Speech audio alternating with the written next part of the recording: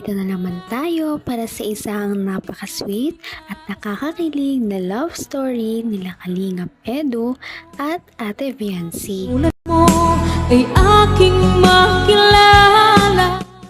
Sa pagpapatuloy ng ating love story ay matutunghayan natin ang pagpapabrace ni Viancy. Kung matatandaan natin, noong nakaraan ay may nag-sponsor sa kanya ng 60,000 para ipang brace niya na sa kanyang ngipin. Makikita natin na naabutan ni Kalingap Prab si Kalingap Edu na naghihintay lamang sa labas ng dental. Lagpas isang oras na daw naghihintay si Kalingap Edu doon sa labas dahil hinihintay niya si Ate Viancy na matapos ang kanyang brace. Nakakakilig nga dahil sinabi ni Kalingap Edu na siya daw ang nagsundo kay Viancy makapunta lamang sa kanilang appointment. Matapos ang ilang oras na paghihintay ay natapos na rin ang braces ni Viancy. Kaya naman noong nakita nila si Viancy ay talagang nagulat sila dahil sa ganda nito at bagay na bagay sa kanya ang kulay ng kanyang braces. Thank you po dun sa nag-sponsor po na pampabrace po na G-Group po na kay Sir Lito po. Thank you so much. Tsaka sa NC Global Supporters po, maraming salamat po sa inyo. Sobra po ako nagpapasalamat sa inyo kasi hindi ko po ina-expect na ganito po na magkakaroon po ako ng brace. Sa ganito pong edad agad. Kala ko po pag ko na po, pag may trabaho na po ako, pag nakakatulong na po ako kay mama. Pero po ito po, thank you so much po. Pagkatapos ng kanilang appointment sa braces ay may pinuntahan muna sila na ginagulat ni Viancy. Hindi niya ina-expect na noong araw na iyon ay makakapunta siya sa lugar na iyon. Walang iba kundi ang bahay ni Kalingap Edu. Hiyang-hiya nga si Ate Viancy dahil ayaw niya talagang pumasok sa bahay nila Kalingap Edu. Sinasabi niya na doon na lamang daw siya sa labas magpapahinga. Talagang mahiyain talaga si Viancy at napaka-humble na tao. Ngunit sabi naman ni Kalingap Edu ay lagi niya siyang pinapatuloy sa kanilang bahay kaya naman si Kalingap Edu naman daw ang magpapatuloy sa bahay nila. Kahit pa ayaw ni Viancy kanina ay pumayag na rin lang siya dahil wala na talaga siyang magagawa dahil hindi lang si Kalingap Edu ang pumapilit sa kanya kundi ang buong Kalingap team. Para naman hindi mahiya si Viancy ay hinawakan na ni Kalingap Edu ang kanyang kamay at ginaid papasok ng kanilang bahay. Kaya naman kinilig ang mga manonood sa ginawa ni Kalingap Edu kay Viancy. Ikaw mahiya. May aso dito May aso dito, malaki. Mag-iingat ka. Sige, shoot. Pasok na. Hello, Biancy. Nakita mo na siya, no? Oo, dati ko nang kilala. Papunta na dito. Kunin ko na yung kita. Yan po. Welcome po kayo. Hello. Lahat Ella Vlogs po. Huwag kayo magulo. Ang asong to. Bilis po. Ayan. Siyempre, magkapatid. Makikita natin kung gaano talaga kagalang si Viancy pagdating sa ibang tao dahil pagpasok niya pa lamang ay nag-bless na agad siya sa mama ni Kalingap Edu na nag-welcome sa kanila papasok sa bahay. Kaya naman dito natin masasabi na si Viancy ay talagang napakagalang at marespetong dalaga.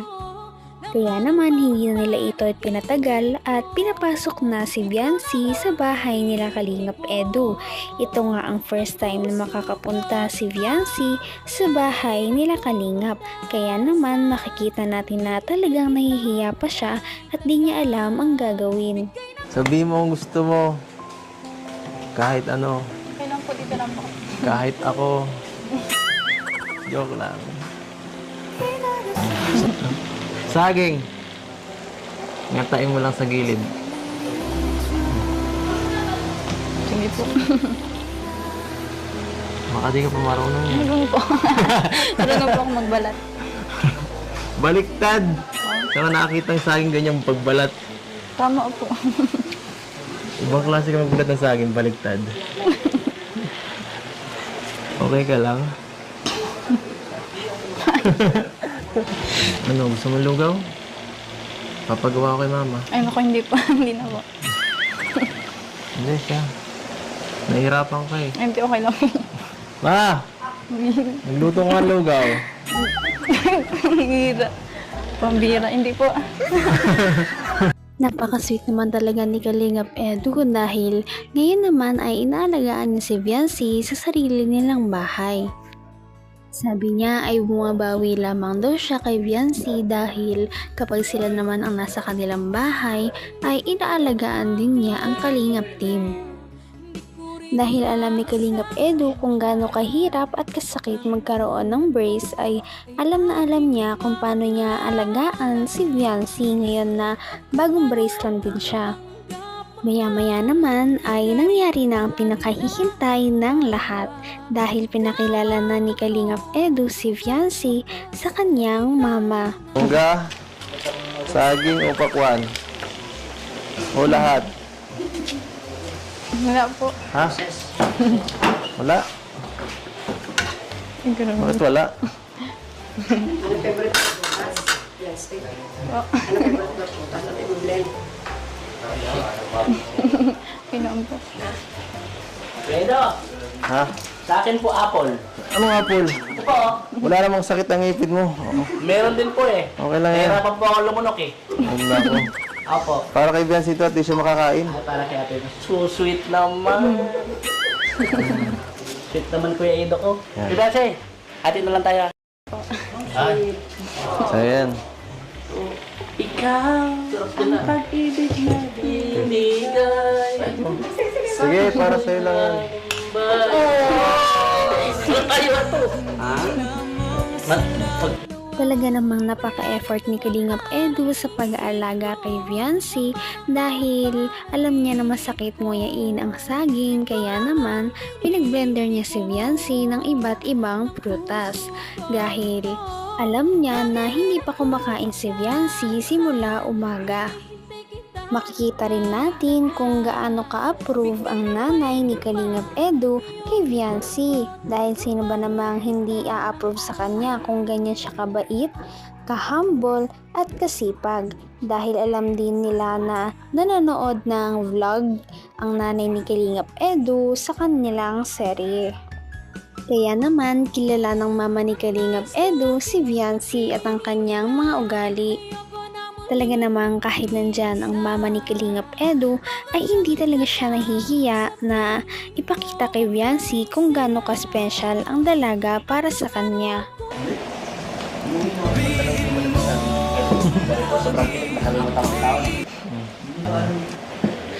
Gusto ko nga. Gusto ko nga talagang ganyan. Kung ganyan ang abala, edi okay lang kahit araw-araw. Gusto mo pahinga ka muna? Makapagod ka pa. Grabe talaga ang pagpaparamdam ni Kalingap Edu kung gaano kahalaga si Viancy para sa kanya. At nakakatuwa din tignan na si Viancy ay parang nag-open up na rin para kay Kalingap Edu.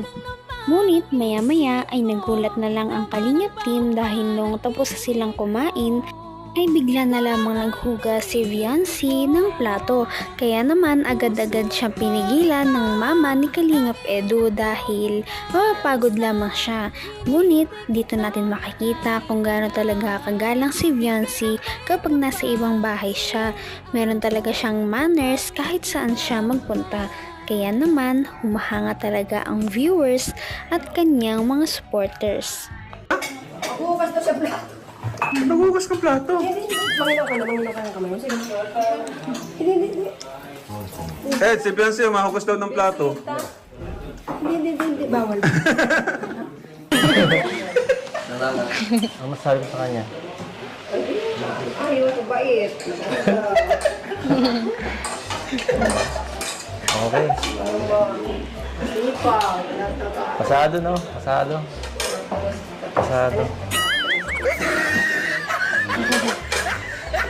Okay. Mukhang pasado eh. Ay, tulungan ko po muna kayo. Mamaya na po kayo. Tutulungan ko po. Ay, hindi. Pati niyang bahala dyan. Halika na mo dyan. Hindi. May ba't hindi mo naman. Halika na.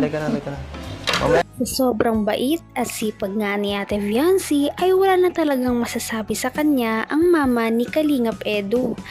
Maya-maya ay napilit din nila si Viancy na magpahinga na lamang. Kaya naman, cue na iyon para ipasok ni Kalingap Edu ang kanyang surprise para kay Viancy dahil iyon pala ay kanilang araw ng monthsary. Napakadaming binigay ni Kalingap Edu na flowers para kay Viancy at nagpaabot din ang kanyang mga supporters ng mga cake. Anong tingin yan? Flowers for you. Ano po meron? Anong meron? Sakit naman nun. Happy third monthsary. Hindi mo alam. Grabe. Remote mo na agad. Hindi pa mabuhay, di kahit nakakailanman. Sasabihin? Salamat po sa ano. Sa lahat po. Sana po hindi po ay magsawa. Magsawa saan? Paano kung magsasawa? Hindi mangyayari. Grabe talaga ang kilig na dala ng Viancy at Edu na tambalan. Kaya naman marami talaga ang sumusuport sa kanila at hindi nagsasawa na magpadala ng kung ano-anong mga regalo. Makikita rin natin ang pagbabago simula nung una silang nagkita hanggang ngayon. Makikita natin na tuloy-tuloy ang pagde-develop ng kanilang feelings sa isa't isa. Dahil sinabi din ni Viancy na sana ay hindi magbago si Kalingap Edu sa pakikitungo sa kanya. Makikita rin natin kung gaano kinikilig ang nanay ni Kalingap Edu kaya parang botong-bota talaga siya kay Viancy at Kalingap Edu. Kaya naman sana ipatuloy natin silang suportahan at mahalin si Viancy, si Kalingap Edu at ang Kalingap team. Yun lamang at maraming salamat sa panonood. Abangan natin kung magkakatuluyan ba talaga si Kalingap Edu at Viancy. Hanggang sa muli. Bye!